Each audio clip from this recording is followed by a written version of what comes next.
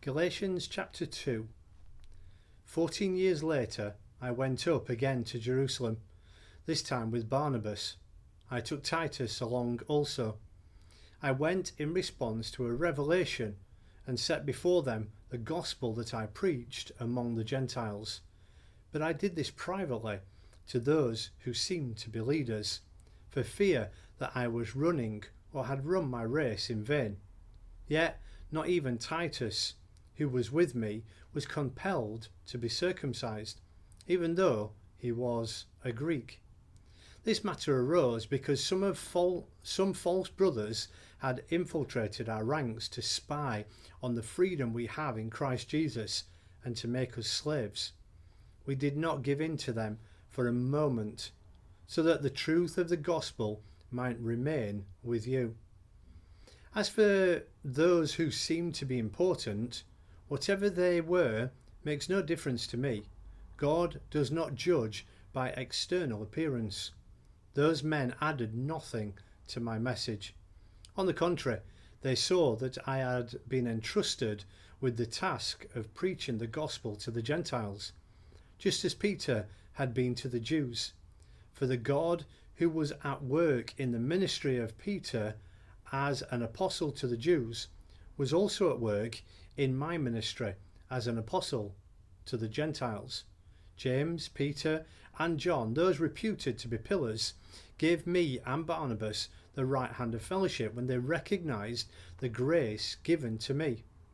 They agreed that we should go to the Gentiles and they to the Jews.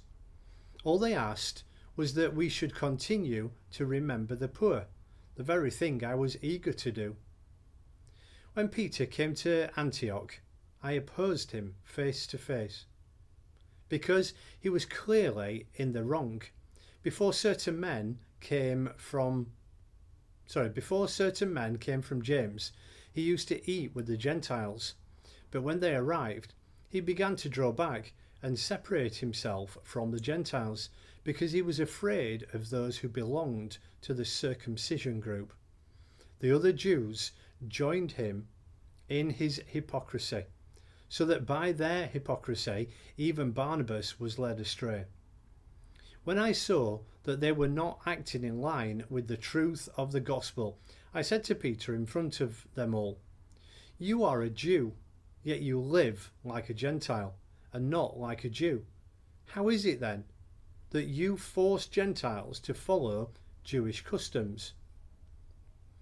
We who are Jews by birth are not Gentile sinners, known that a man is not justified by observing the law, but by faith in Jesus Christ.